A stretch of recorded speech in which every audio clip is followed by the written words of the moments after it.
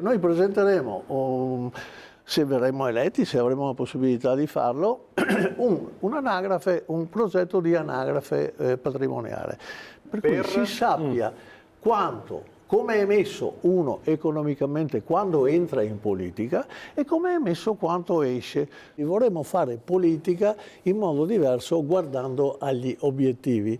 Se noi guardiamo destra e sinistra, oggi sono simili.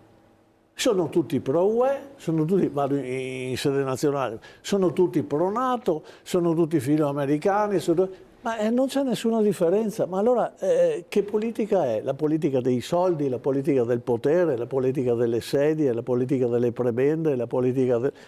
Cioè noi siamo contro innanzitutto questo modo di far politica.